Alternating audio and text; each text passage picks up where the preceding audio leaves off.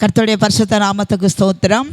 மீண்டுமாக இந்த வெளிப்படுத்தல் விசேஷ வேத ஆராய்ச்சிக்கு உங்களை அன்புடன் அழைக்கிறோம்.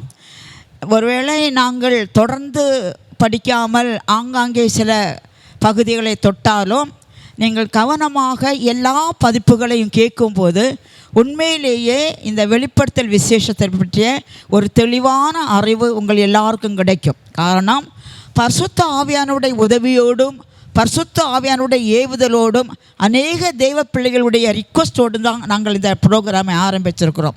எனவே நீங்கள் ஒவ்வொருவரும் கருத்தாக இந்த பதிவுகளை கேட்கும்போது இது முடியும் போது வெளிப்படுத்தல் விசேஷம் உங்கள் ஒருவருக்கும் ஒரு முத்திரிக்கப்பட்ட புத்தகத்தை போல இராமல் ஒரு திறந்த புத்தகமாக இருப்பேன் என்பதற்கு எந்த விதமான சந்தேகமும் இல்லை. இன்றைக்கு நான் ஒரு மிக முக்கியமான தலைப்பை தியானிக்க போகிறோம். வெளிப்படுத்தல் 12ஆம் அதிகாரம்.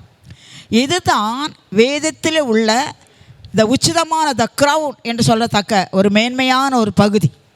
இயேசு கிறிஸ்து உலகத்துக்கு வந்ததும் தம்முடைய ஜீவனை கொடுத்ததும் பரிசுத்த ஆவியானவர் அனுப்பப்பட்டதும் இந்த வெளிப்படுத்தல் விசேஷத்துக்களை சொல்லப்பட்ட செய்திகளுக்காகத்தான். எனவே கர்த்தர் தான் தம்முடைய ஆவியை அனுப்பி இதை பேசும்படியான கிருபை எனக்கு தரவும் கேட்குற உங்களுக்கு தெளிவு உண்டாகும் தக்கதாக பரிசுத்த ஆவியானவர் இரக்கம் செய்வாராக. நாம் ஒரு சிறிய ஜெபத்தோடு இதை ஆரம்பிப்போம். இரக்கமுள்ள பிதாவே, உமக்கு ஸ்தோத்திரம். உம்முடைய ஜனத்தை நேசித்து பரிசுத்த வேதத்தை தானமாக பரிசாக மனுக்குலத்துக்கு தந்தவரை நன்றியோடு துதிக்கிறோம். இதில் ஏராளமான கருகலான சத்தியங்களை கர்த்தங்களுக்கு தந்திருக்கிறீர். நாங்கள் இதை படித்து புரிந்து கொள்ளத்தக்கதாக பரிசுத்த ஆவியானவரையும் எங்களுக்கு துணையாக தந்திருக்கிறீர். ஆண்டவரே, உமக்கு ஸ்தோத்திரம். இந்த வேதத்தின் மகத்துவங்களை நாங்கள் அறிய வேண்டுமானால் உம்முடைய ஆவியானுடைய துணை எங்களுக்கு மிக மிக தேவை. ஆண்டவரே, அன்று லீதியாளுடைய உள்ளத்தை திறந்தது போல, எம்மாவூர் சீஷனுடைய உள்ளத்தை வேதத்தை அறிந்து கொள்ளும்படி திறந்தது போல, இன்றைக்கு எங்களுடைய உள்ளத்தை திறந்து இந்த பகுதியில் உள்ள நாங்கள் கருத்துக்களை உணர்ந்து கொள்ள, அதை நாங்கள் அனுபவிக்க, அதற்காக எங்களை ஒப்பு கொடுக்க எங்களுக்கு பக்குவப்படுத்த வேண்டுமா ஜெபிக்கிறோம். ஆண்டவரே, உம்முடைய நாமம் மாத்திரம் மகிமைப்படுவதாக. இரட்சகர் இயேசு கிறிஸ்துவின் நாமத்தில் ஜெபிக்கிறோம். இரக்கமுள்ள எங்கள் நல்ல பிதாவே, ஆமென். அல்லேலூயா. கர்த்தருக்கு ஸ்தோத்திரம். நாம் இன்றைக்கு வெளிப்படுத்தல் விசேஷம் 12ஆம் அதிகாரத்தை தியானிக்க போகிறோம். அது ஒரு பெரிய தலைப்பு. 3 பிரிவுகளாக அதை நாம் படிக்க போகிறோம். 3 வால்யூம், பார்ட் 1, பார்ட் 2, பார்ட் 3 அவ்விதமாக 3 பகுதிகளாக இதை படிக்க போகிறோம். முதலாவதாக அதை நாம் படிக்கும் போது வெளிப்படுத்தல் 12ஆம் அதிகாரம் 1-2 வசனங்களை நான் சொல்லுகிறேன். அன்றையும் ஒரு பெரிய அடையாளம் வானத்திலே காணப்பட்டது. ஒரு ஸ்திரீ சூரியனை அணிந்திருந்தால், அவள் பாதங்களின் கீழே சந்திரனும் அவர் தலையின் மேல் 12 நட்சத்திரங்களுக்குள்ள கிரீடமும் இருந்தன. அவள் கர்ப்பவதியாக இருந்து பிரசவ வேதனைப்பட்டு பிள்ளை பெறும்படி அலறினாள். இது வெளிப்படுத்தல் 1-2 வசனங்கள். நாம் இன்றைக்கு இதைத்தான் தியானிக்க போகிறோம். முதலாவதாக அறை குறித்த ஒரு சிறு பாடல், நான் சின்ன பருவத்தில் படித்த ஒரு பாடலை பாடுகிறேன். அதன் பின்பு கர்த்தருடைய ஆவியானவர் நடத்துகிறபடி நாம் அதன் காரியங்களை யோசிக்கலாம். கர்த்தருக்கு ஸ்தோத்திரம். ஸ்தோத்திரம். பாட்டு. காணீர் அற்புதம் வானத்திலே, மணி மோதி வள்ளோர் பெரும் அதிசயமே. காணீர் அற்புதம் வானத்திலே, மணி மோதி வள்ளோர் பெரும் அதிசயமே. சூரியனை அணிந்தவளாம், தேவனின் நீதியை தரித்தவளாம். சூரியனை அணிந்தவளாம், தேவனின் நீதியை தரித்தவளாம். விசுவாசம் சந்திரன் சாட்சியிலே நின்று கேருபையிலே நீதம் நிலைப்பவளே. விசுவாசம் சந்திரன் சாட்சியிலே நின்று கேருபையிலே நீதம் நிலைப்பவளே. காணீர் அற்புதம் வானத்திலே, மணி மோதி வள்ளோர் பெரும் அதிசயமே. விண்ணோடு நேர் சொத்தரையே,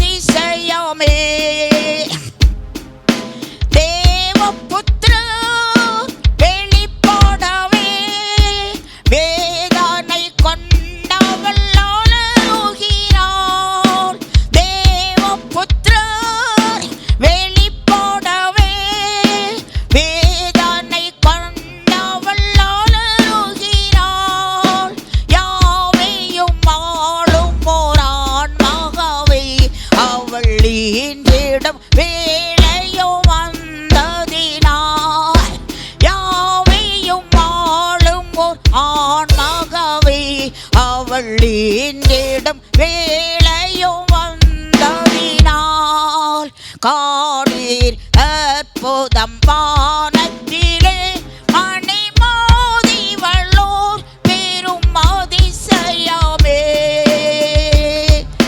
அல்லேலூயா, கர்த்தருக்கு ஸ்தோத்திரம்.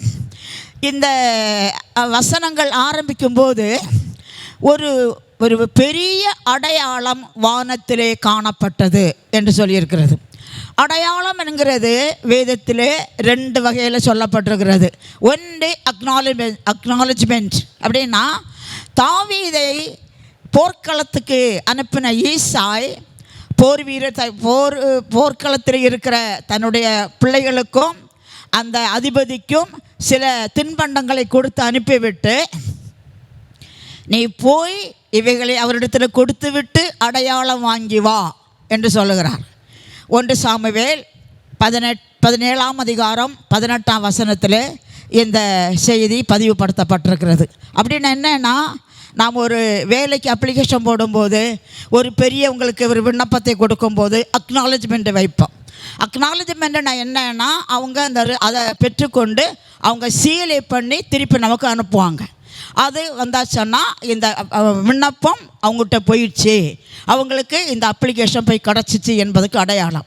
அதுபோல் தாவீது அந்த விஷயத்தில் தான் கொடுத்து அனுப்பின பலகாரங்கள் தின்பண்டங்கள் தன்னுடைய பிள்ளைகளுக்கும் அந்த ரஸ்துக்களை காக்கிறவனுக்கும் போய் கிடைத்தது என்பதுக்கு அடையாளமாக அடையாளம் வாங்கவா என்று சொல்லப்பட்டார்.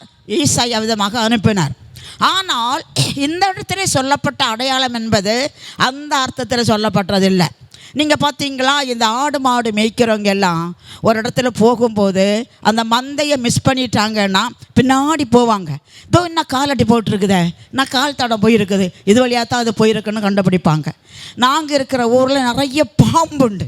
சில இடத்துல எல்லாம் அப்படியே பாம்பு தடம் அப்படியே கிடக்கும். அப்போ போகிறவங்க அப்படி நின்றுவோம், இந்த இடத்துல ஒரு பெரிய பாம்பு போயிருக்குது அப்படின்னு.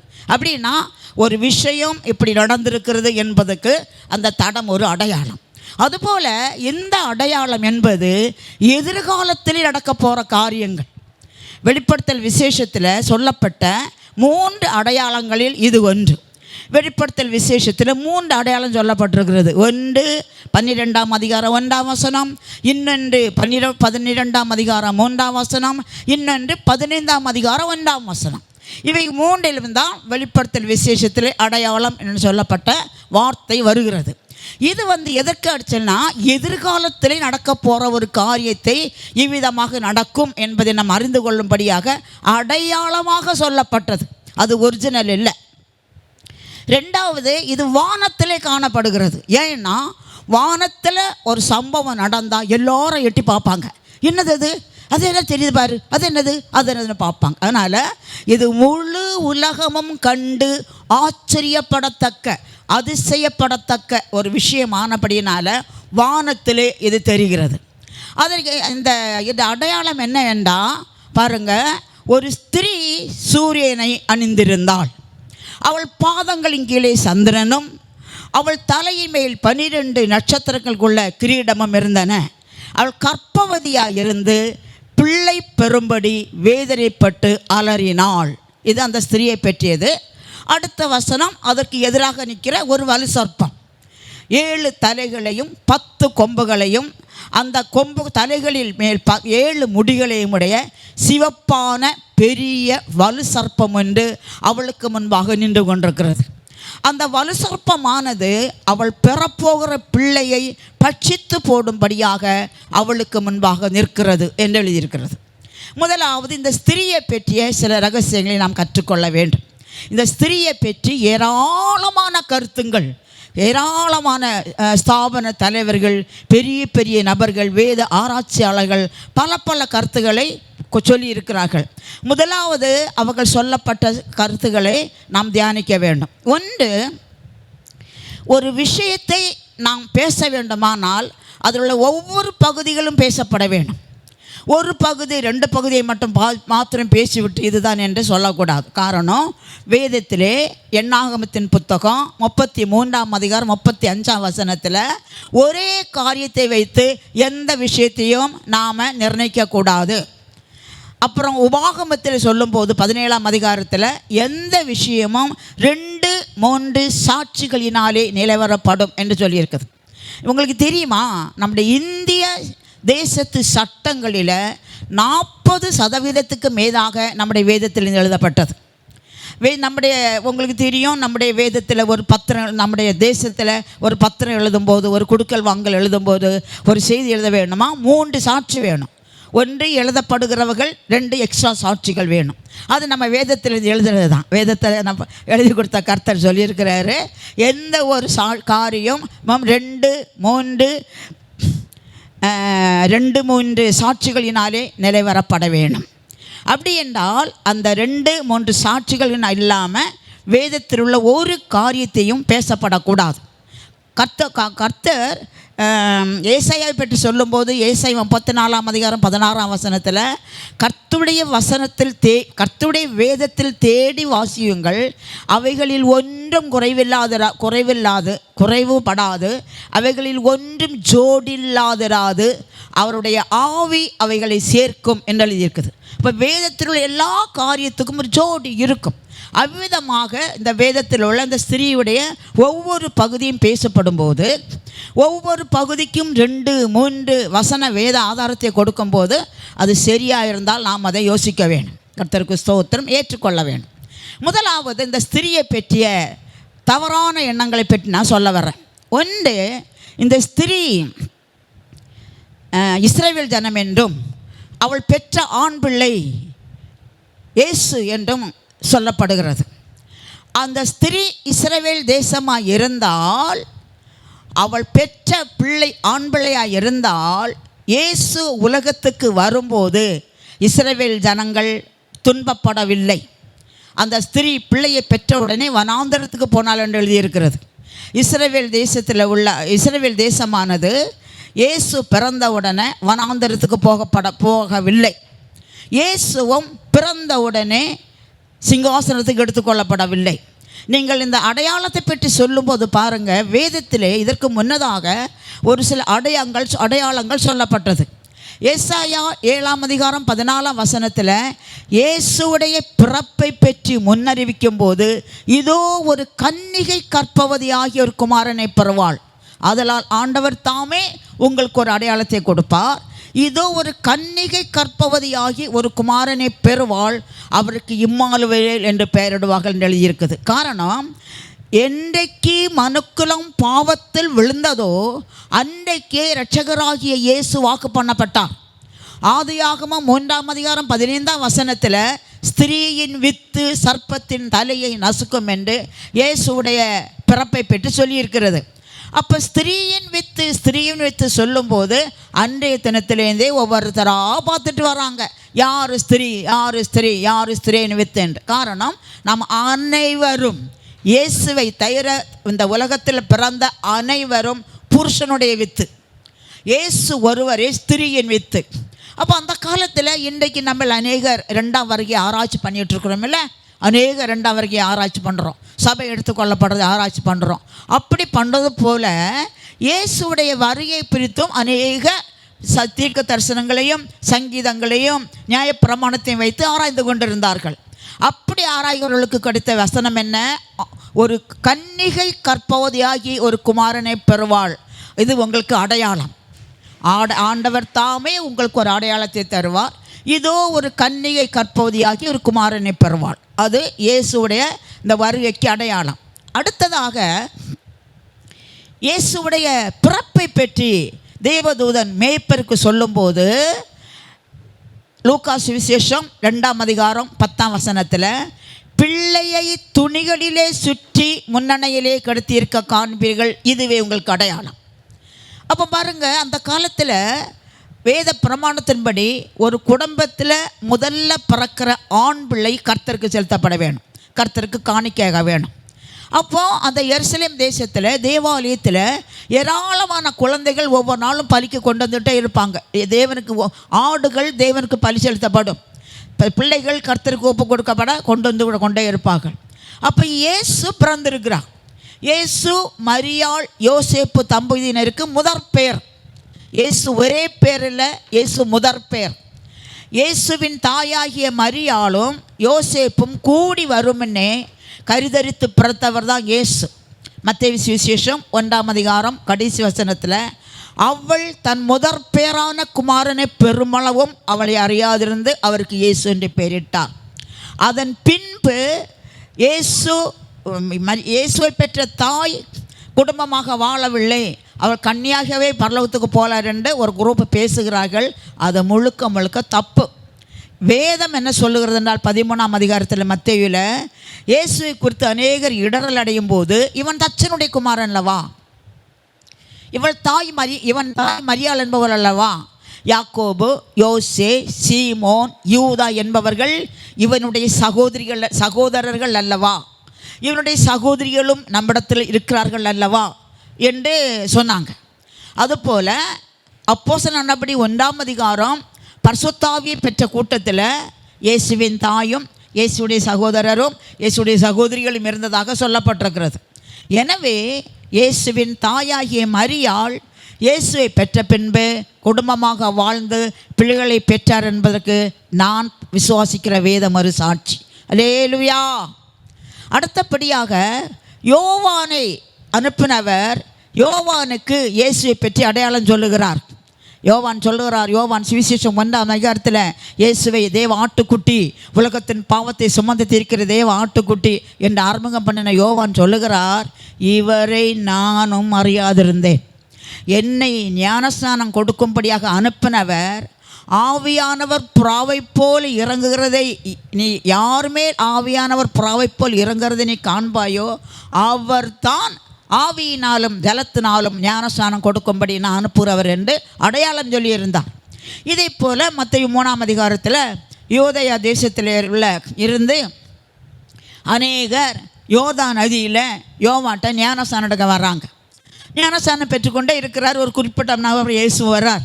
இயேசு ஞானஸ்நானம் பெற்று கரையேறினவனே வானம் திறக்கப்பட்டு தேவ ஆவியானவர் புறாவை போல் அவர் மேல் வந்து இறங்கினதை யோவான் பார்த்தார்.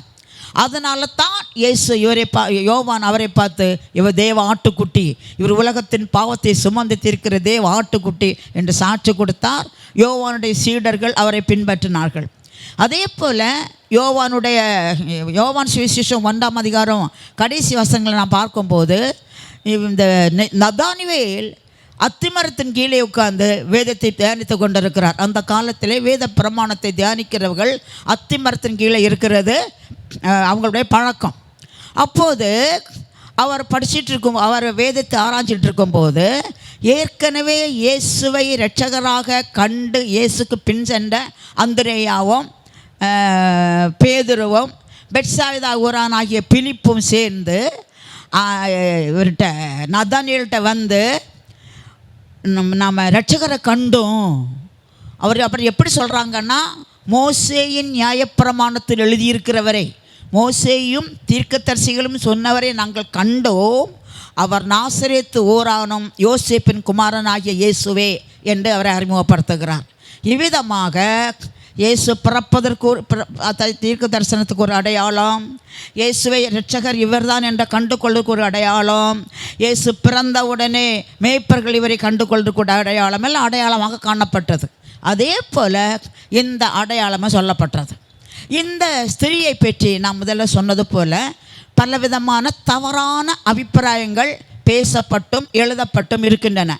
அவைகளில் ஒன்று, இந்த ஸ்திரீ யூத ஜனங்கள் என்றும் அவர் பெற்ற ஆண் பிள்ளை இயேசு என்று சொல்லுகிறாங்க.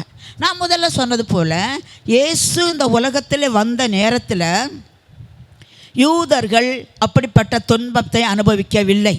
யூதர்கள் பல காலங்களாக அசீரியா ராஜாவினாலே நேபுகாத்நேச்சராலே ஒடுக்கப்பட்டார்கள். அப்புறம் கிபி 70 ராயன் தீர்த்தராயனால் ஒடுக்கப்பட்டார்கள். ஹிட்லர் மூலமாக கொல்லப்பட்டார்கள். ஏன் இப்போது கூட யூதர்களுக்கு துன்பம் வந்து கொண்டே இருக்கிறது. அதை நாம் எல்லாரும் அறிவோம். ஆனால் இயேசு இந்த உலகத்தில் பிறந்த நேரத்தில் யூதர்களுக்கு துன்பம் வரவில்லை. அவங்க சொல்றதுக்கான அடையாளம் என்ன, காரணம் என்ன வேண்டாம், யோசேப்பு சொப்பனம் பார்க்கும்போது சந்திரனும் சூரியனும் 12 நட்சத்திரங்களும் இவரை வணங்கினதாக தரிசனம் கண்டாரே, அதை வச்சு சொல்கிறாங்க. அப்படி கிடையாது. அது அந்த ஸ்திரீ யூத ஜனமும் அல்ல, அவள் பெற்ற குழந்தை இயேசுவும் அல்ல. காரணம், இயேசு பிறந்த உடனே சிங்காசனத்துக்கு எடுத்துக்கொள்ளப்படவில்லை. இயேசு பிறந்து 30 வருஷம் பெற்றோருக்கு கீழ்ப்படிந்திருந்து 30வது வயதிலே ஞானஸ்நானம் பெற்று 3.5 வருஷம் ஊழியம் செய்து சிலுவையில் அறையப்பட்டு உயிரை கொடுத்து உயிர்த்தெழுந்த பின்பும் 40 நாள் சீஷருக்கு காணப்பட்டு பின்பு தான் பரலோகத்துக்கு போயிருக்கிறார் பரமேறி. எனவே அந்த கூற்று தவறு என்பதை நாம் ஒத்துக்கொள்ள வேண்டும், அது சரியில்லை. 2வது, அந்த ஸ்திரீ மரியாள் என்றும் அவள் பெற்ற பிள்ளை அந்த ஆண் பிள்ளை இயேசு என்றும் ஒரு சாரார் சொல்லுகிறார்கள். அந்த ஸ்திரீ மரியாளாக இருந்தால் இயேசு பிறந்த உடனே மரியாள் சிங்காசனத்துக்கு மரியாள் வனாந்தரத்துக்கு போகவில்லை. அதன் பின்பு அவள் கணவனோடு வாழ்ந்து அவள் பிள்ளைகளை பெற்று பரிசுத்தாவி பெற்று சீஷரோடு ஊழியம் செய்து ஒரு பரிசுத்த வாட்டியாக மரியாள் பரலோகத்துக்கு போயிருக்கிறாங்க. எனவே அது மரியாளும் இல்லை, அந்த குழந்தை இயேசுவும் அல்ல. அப்படியானால் அந்த ஸ்திரீ யார்? அதை நாம் தெளிவாக புரிந்து கொள்ள வேண்டும். பொதுவாக பாருங்கள், ஸ்திரீ என்பதுக்கு அநேக வார்த்தைகள் உண்டு. இப்போ நம்ம இந்தியா தேசத்தில் குடியிருக்கிறோம். நான் ஸ்கூலில் படிச்சிருக்கிறேன். India is our country, she is a beautiful country and she is a rich country அப்படின்னு. அப்போ அந்த ஷீ, அந்த அவள் என்பதற்கு ஒரு தேசம் என்ற அர்த்தம் உண்டு, ஒரு சபை என்கிற ஒரு அர்த்தம் உண்டு. அப்போ இந்த இடத்துல ஸ்திரீ என்பது ஒரு சபையை காட்டுகிறது. இது எந்த சபை? சபை உருவான வரலாறு அப்போஸ்தலர் நடபடி 2ஆம் அதிகாரத்திலே நாம் அறிவோம். அப்போஸ்தலர் 2ஆம் அதிகாரம் 1 முதல் சில வசனங்களிலே பெந்தேகோஸ்தே பரிசுத்தாவியானவர் ஊற்றப்பட்டார். அன்றைக்கு 38ஆம் வசனத்திலே பேதுரு எழும்பி அத்தனை பேரோடு 11 பேரோடு நின்று பேதுரு பிரசங்கம் பண்ணுகிறார். அப்போது பேசும்போது அன்றைக்கு ஒரு பெந்தேகோஸ்தே பண்டிகை. பெந்தேகோஸ்தே என்பது ஒரு சபை பிரிவோ ஒரு மார்க்கமோ ஒரு மதமோ அல்ல, 50வது நாள் என்ற அர்த்தம். ஏனென்றால் அந்த பெந்தேகோஸ்தே பண்டிகை அன்றைக்கு தான் பரிசுத்த ஆவியானவர் வெளியரங்கமாக இந்த உலகத்துக்கு ஊற்றப்பட்டார். பழைய ஏற்பாட்டு காலங்களிலே பரிசுத்த ஆவியானவர் வருவார், கிதியோன் மேலே இறங்கினார், சிம்சோன் மேலே இறங்கினார். ஒரு குறிக்கப்பட்ட காரியத்தை செய்துவிட்டு பரிசுத்த ஆவியானவர் போய்விடுவார். ஆனால் புதிய ஏற்பாட்டு காலத்தில் பரிசுத்த ஆவியானவர் வந்து நம்மோடு தங்கி இருந்து நம்மை வழிநடத்தி இயேசுவிடத்தில் கொண்டு போய் நிறுத்தும்படியாக பரிசுத்த ஆவியானவர் இறக்கப்பட்ட நாள் தான் அந்த பெந்தேகோஸ்தே நாள். அதோடைய பேர் தான் பென்டெகாஸ்ட். அந்த பெந்தேகோஸ்தே என்பது ஒரு மார்க்கம் அல்ல, ஒரு பரியாச பேர். இப்போ பாருங்கள், இந்த கட்சிக்காரன் ஒரு கட்சியை பின்பற்றவன இந்த கட்சிக்காரன் சொல்கிறது போல் அந்த பெந்தேகோஸ்தே நாளாகிய 50வது நாள் பரிசுத்த ஆவியானவர் ஊற்றப்பட்டபடியினால் அந்த வழியை அந்த நம்புகிறவர்கள் பின்பற்றுகிறவர்கள் பெந்தேகோஸ்தேக்காரர்கள் என்று அழைக்கப்பட்டார்கள். அதுதான், வேறு ஒன்றும் கிடையாது. அன்றைக்கு 50 பேர் இயேசு கிறிஸ்து உயிர்த்தெழுந்து 40ஆம் நாள் பரலோகத்துக்கு போனார். அதன் பின்பு இவர்கள் ஒலிவ மலையிலிருந்து ஒரு ஓய்வு நாள் பிரயாணமான எருசலேமுக்கு வந்தார்கள். அங்கே இவங்க காத்திருந்தார்கள். இயேசுடைய வார்த்தையின்படி 10 நாள் காத்திருந்தார்கள். 10வது நாள் பரிசுத்த ஆவியானவர் ஊற்றப்பட்டார். அப்போ பரிசுத்த ஆவியானவர் ஊற்றப்படும் போது அது பெந்தேகோஸ்தே பண்டிகை ஆனபடினால முழு உலகத்தில் உள்ள யூதர்களும் அந்த இடத்துல வர வேண்டும். யூதருடைய முறையின்படி 3 பண்டிகையிலே யூத ஆண்கள் எல்லோரும் எருசலேமுக்கு வர வேணும். அதில் ஒன்று பெந்தேகோஸ்தே பண்டிகை. அப்போ அன்று திருவிழா நடந்து கொண்டிருக்கும் போது இவர்கள் 120 பெரியவங்க ஒரு மாடியில் உட்கார்ந்து ஜெபம் போது பரிசுத்த ஆவியானவர் காற்று போல ஊற்றப்பட்டு அவர்கள் மேல் வந்து அமர்ந்து அவர்கள் ஒவ்வொருவரும் ஆவியானவர் தங்களுக்கு தந்தளின வரத்தின்படியே வெவ்வேறு பாஷைகளிலே பேசும்போது பக்கத்தில் உள்ளவங்க என்னன்னு வேடிக்கை பார்க்க வந்தாங்க. வேடிக்கை பார்க்க வந்தவங்க ஜன்னலையும் கதவிலையும் வெளியே நின்று பார்க்குறாங்க.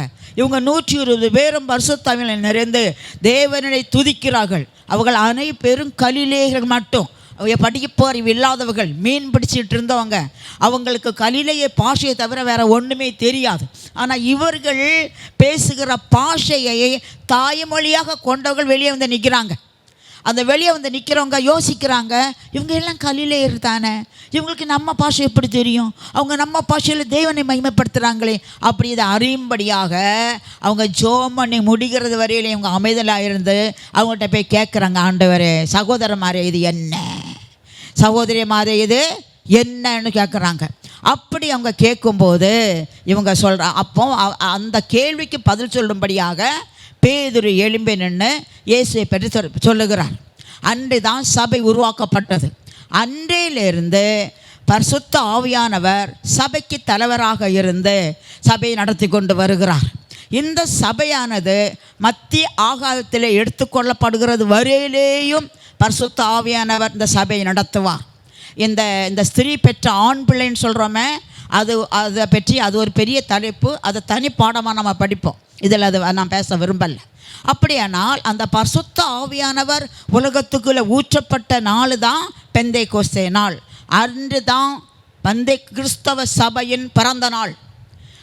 அப்போஸ்தலர் 2:47 ரட்சிக்கப்படுகிறவளை கர்த்தர் அனுதினமும் சபையிலே சேர்த்து கொண்டு வந்தார். அன்று தான் சபை உருவானது. அன்று முதல் இன்று வரையிலேயும் கர்த்தருடைய வருகை பரியந்த மத்தியாகத்திலே திருச்சபை எடுத்துக்கொள்ளப்படுகிறது வரையிலேயும் உள்ளது தான் சபை. உள்ள பரிசுத்தவான்களுடைய கூட்டம் தான் சபை. இப்படி இருக்க ஆவிக்குரிய கூட்டத்தாரில் ஒரு கூட்டத்தார் நாங்கள் தான் சொல்கிறாங்க. நான் ரொம்ப வேதனைப்படுற ஒரு சம்பவம் என்னன்னா, அந்த ஸ்தாபனம் 1925க்கு பிறகு தான் இலங்கையில் ஆரம்பிக்கப்பட்டது. அந்த ஸ்தாபனம் ஆரம்பிக்கப்பட்டதுக்கு முன்னாடி உள்ள பரிசுத்தவான்கள் எல்லாம் இதில் வரமாட்டாங்களா? அடுத்து அப்படி என்ன பேதுரு அப்போஸ்தலர்கள் 1ஆம் நூற்றாண்டில் 3000 5000 ரட்சிக்கப்பட்ட பரிசுத்தாய் பெற்றவங்க இதில் வரமாட்டார்களா?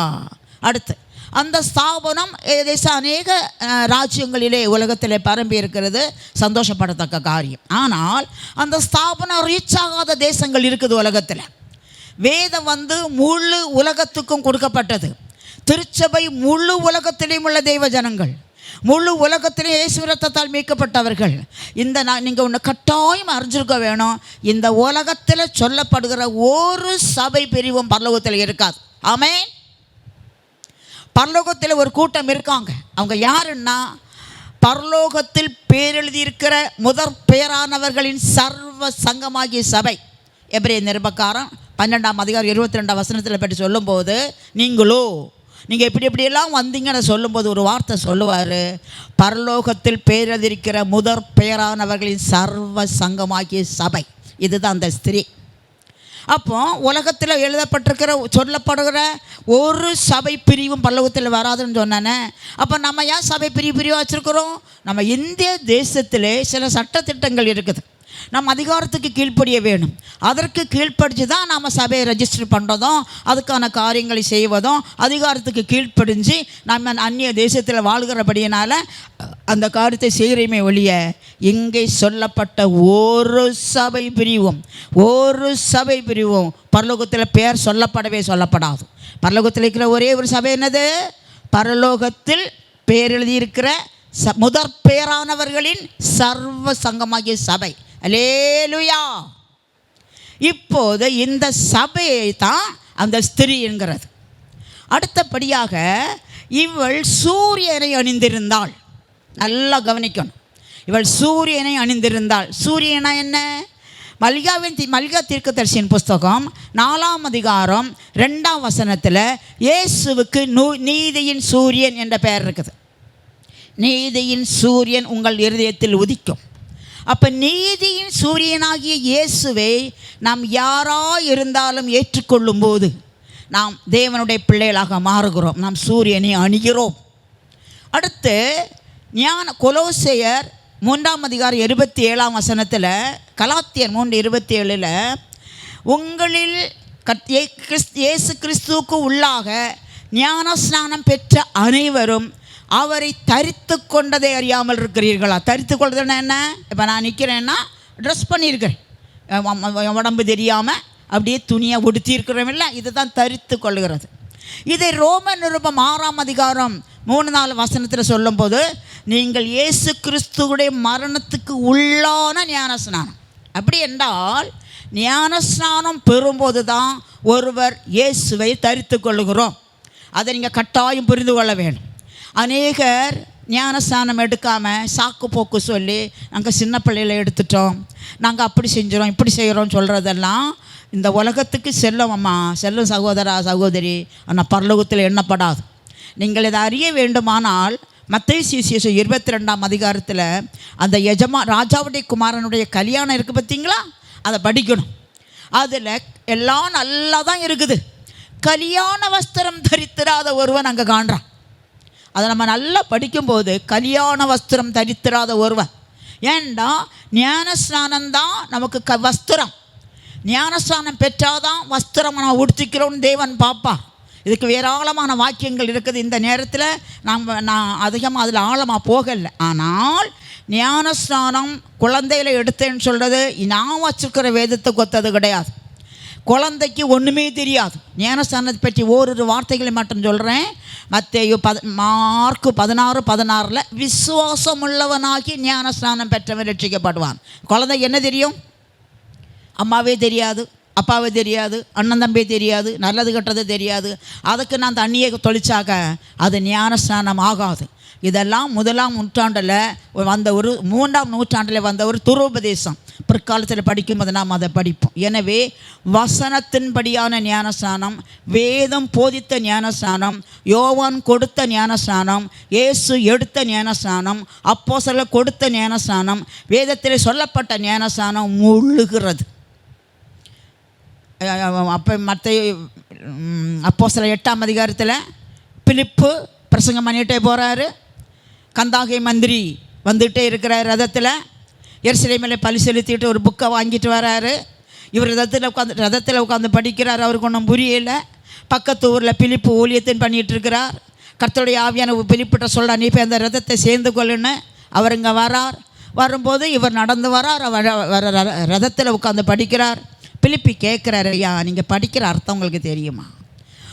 அவர் மந்திரி பெரிய ஆள், நீ என்ன கேட்குறன்னு சொல்லலை.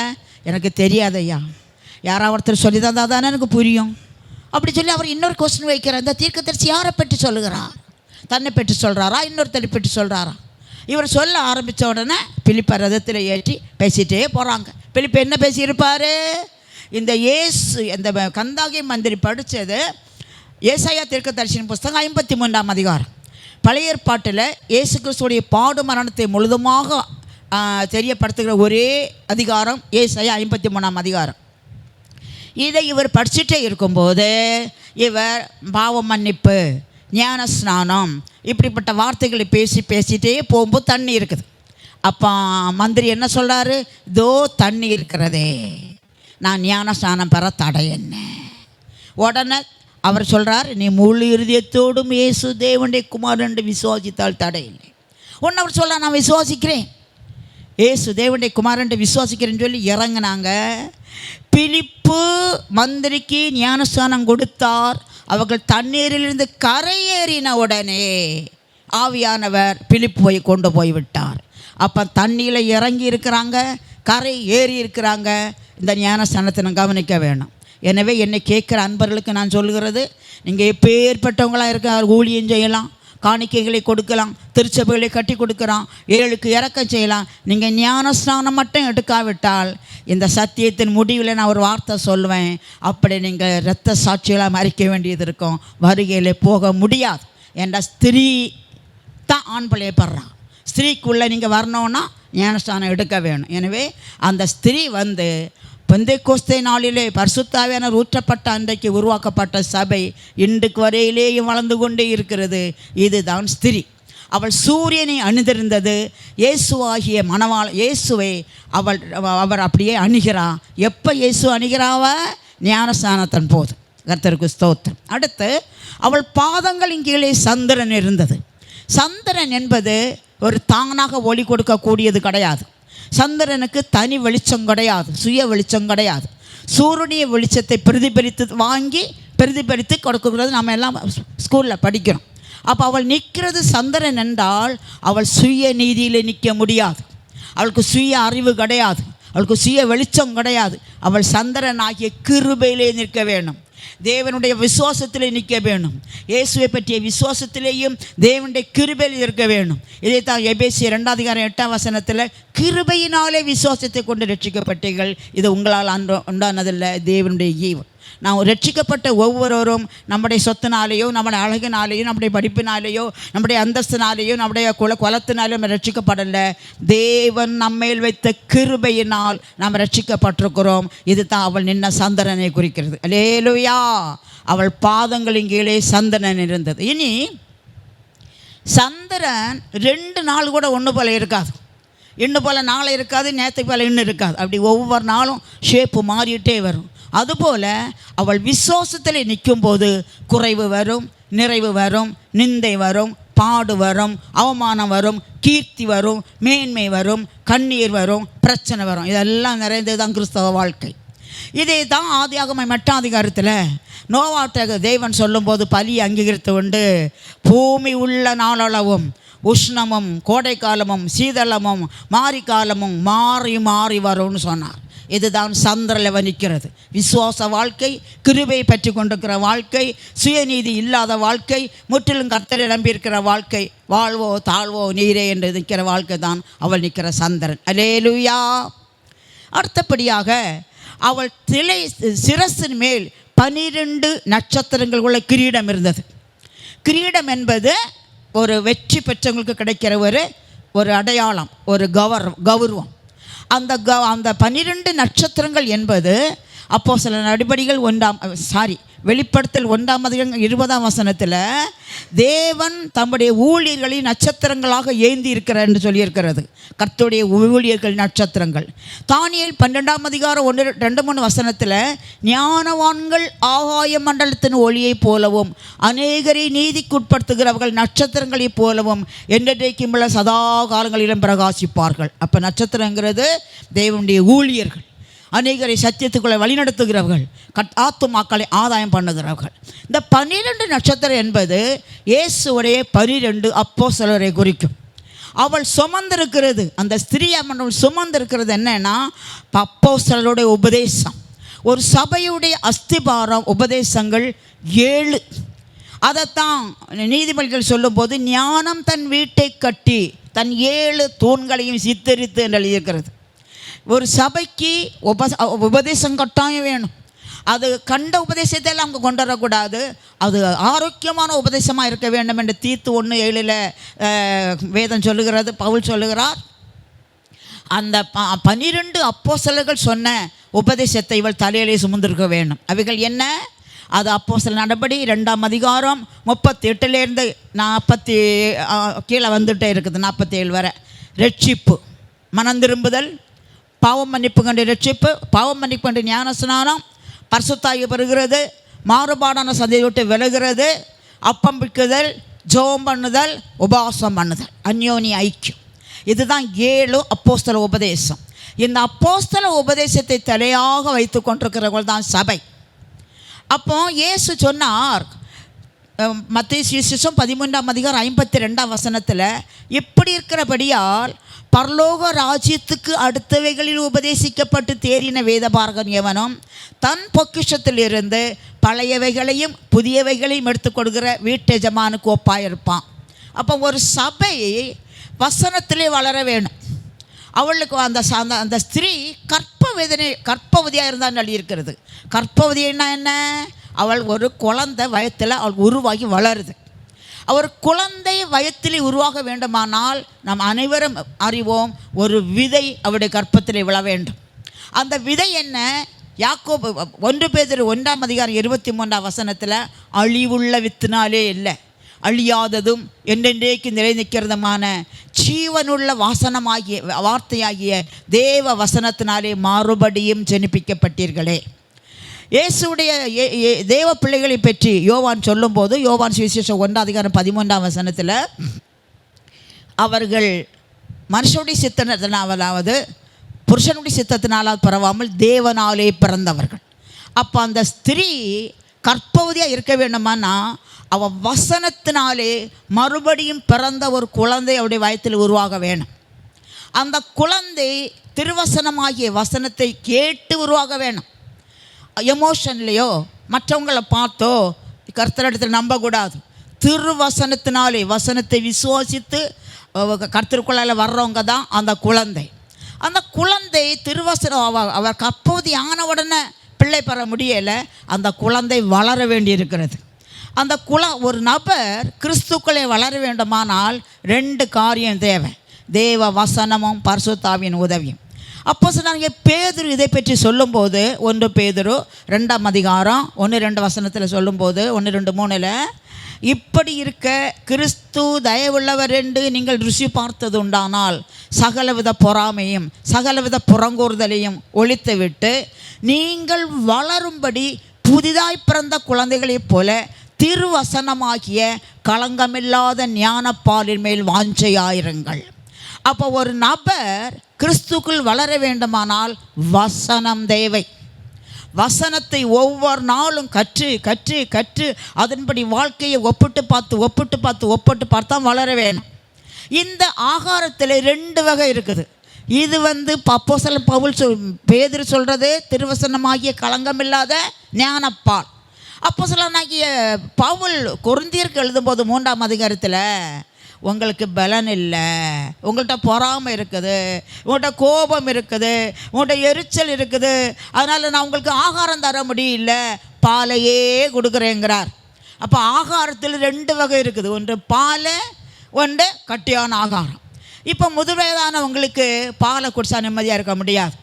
நல்ல கடினமான வேலை செய்கிறவர்கள் கட்டி ஆகாரங்கள் சாப்பிட வேணும். அப்போ அதில் என்னென்னா பால் என்பது என்னன்னா இயேசு உன்னை நேசிக்கிறார், இயேசு உன்னை மன்னிக்கிறார், இயேசுவின் கண்ணீரை துடைப்பார், இயேசுவின் கடனை மாற்றுவார், உன்னை ஆசீர்வதிப்பார். இது பால். இது என்னைக்கும் உதவாது. விசுவாசிகள் கட்டியான ஆகாரம் சாப்பிடத்தக்க பலனுள்ளவளாக மாற வேணும். பவுல் என்ன சொல்கிறார் 1 Corinthians 13ஆம் அதிகாரத்தில் 1 Corinthians 3ஆம் அதிகாரத்தில் நீங்கள் பலன் இல்லாதவர்களானபடியினால் உங்களுக்கு பாலை குடிக்க கொடுத்தேன், போஜனம் கொடுக்க முடியல. அப்போ விசுவாசிகள் சபைகளிலே திருவசனத்தை போதிக்கவும் கேட்கவும் திராணி உள்ளாளாக காணப்பட வேணும். திருவசனத்தை போதிக்கிற சபை ஊழியர்கள் விசுவாசிகளுக்கு காண்டம் எப்போதும் பாலை கொடுத்துக்கிட்டே இருக்காமல் கட்டியான ஆகாரத்தை கொடுக்க வேணும். கட்டியான ஆகாரம் என்ன? சோதனைக்கு சகி, காணிக்கை கொடு, கர்த்தருக்காக ஊழியத்தில் பிரயாசப்படு, முழங்கால் போடு, உபவாசம் பண்ணு, ஆத்தமங்களை ஆதாயம் பண்ணு, சண்டை போடாத, வாயை அடக்கு. இதெல்லாம் கட்டி ஆகாரம். அநேகருக்கு இதெல்லாம் ஜீரணிக்காது. அதனால் காலமெல்லாம் பாலை குடிக்கணும். பால் யார் யாருக்கு கொடுப்பாங்க? 1 குழந்தைகள், 2வது வியாதியஸ்தர்கள் அல்லது ஜீரணிக்க முடியாதவங்க. ஆனால் வேதம் நாம் எல்லாம் வாலிபர்களாக இருக்க வேண்டும்னு சொல்லுது. ஆனப்படினால விசுவாசிகள் பாலை குடித்து வளர்ந்து ஆகாரத்தை குடித்து சாப்பிட்டாகி அந்த ஸ்திரீ அவருடைய வயத்தில் உள்ள பிள்ளை முற்றிலும் பிள்ளை பெறுவதற்கு ஆவலாக இருக்கிறது போல விசுவாசிகள் வளர வேணும். அல்லேலூயா, கர்த்தருக்கு ஸ்தோத்திரம். இவ்விதமாக வளர்ந்த பிள்ளையத்தான் பெறப்போறா இவ. அவள் கர்ப்பவதியாயிருந்து பிள்ளை பெறும்படி வேதனைப்பட்டு அலறினாள். அப்போ அவளுக்கு கர்ப்பவதி டெலிவரி பையன் வருது. பவுல் இது கலாத்திய சபைக்கு பவுல் நிருபம் எழுதும் போது, என் சிறு பிள்ளைகளே, கிறிஸ்து உங்களிடத்தில் மறுபடியும் உருவாகும் மட்டும் உங்களுக்காக நான் கற்ப வேதனைப்படுகிறேன்னு சொன்னார். கலாத்திய நாட்டில் உள்ள சபை பவுல் சுவிசேஷ ஊழியம் செய்து ஸ்தாபித்தார். பவுல் வெளியே இருக்கும்போது வேறு சிலர் வந்துட்டாங்க. நீங்கள் இயேசுவை மட்டும் நம்பினா பத்தாது, நீங்கள் விருத்த சேதனம் பண்ணணும், நீங்கள் மோசையின் நியாயப்பிரமாணத்தை அனுசரிக்க வேணும், அப்போ தான் நாங்கள் உங்கள்கிட்ட வரப்போக இருப்போம்னா ஒரு சத்தியத்தை சொல்லிட்டாங்க. இந்த ஜனங்களும் நம்பிட்டாங்க. இதை கேள்விப்பட்டு மறுபடியும் பவுல் வரார், கடிதம் எழுதுகிறார். நீங்கள் மறுபடியும் போயிட்டீங்களா புத்தி இல்லாத கலாத்தியரே, உங்களுக்காக இவ்வளோ பாடுபட்டேனா, நீங்கள் மறுபடியும் வரணும், உங்களுக்காக நான் கற்ப வேதனைப்படுறேன்னு சொல்கிறார். ரோமர் 8:29 வசனத்தில் தன்னுடைய புத்திர சிவகாரத்தை பெறும்படியாக சர்வ சிருஷ்டியும் வேதனைப்பட்டு கலங்குகிறது, எதிர்பார்க்கிறது. இப்போ பாருங்கள், ஏவாளுடைய சாபத்தினாலே பூமி சபிக்கப்பட்டபடியினால இன்று எல்லா சாபத்துக்குள்ளாக இருக்கிறது. இந்த சர்வ சிருஷ்டியும் இந்த புத்திர சிவகாரத்தை பெறும்படியாக ஆவலோடு எதிர்பார்க்கிறது. அதுக்கு என்றைக்கு புத்திர சிவகாரம் வரும்?